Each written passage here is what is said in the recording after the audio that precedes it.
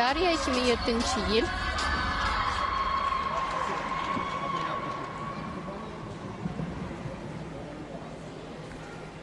Daryalar ikkita bo'ldi. Varfag'ameyev va bu.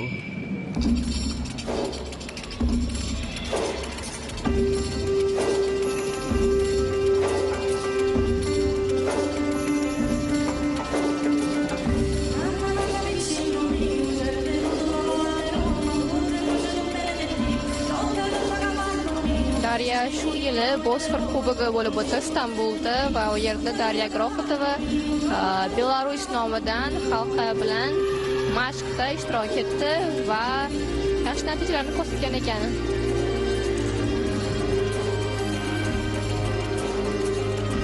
Ozgina muvozanatni ushlay olmadi hozir. Aylanishda vertikal.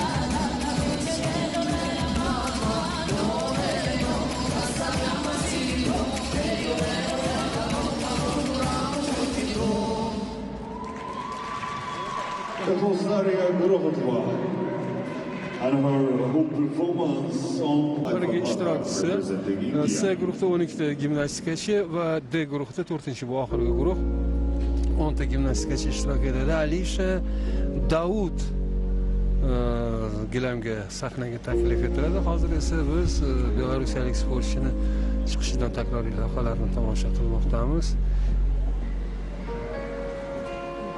Ijrochilik mahoratida ozgina juz'iy kamchiliklar bo'ldi. Mana bu yerda vaqtliroq yana biroz ushlash kerak edi vertikalda oyog'ini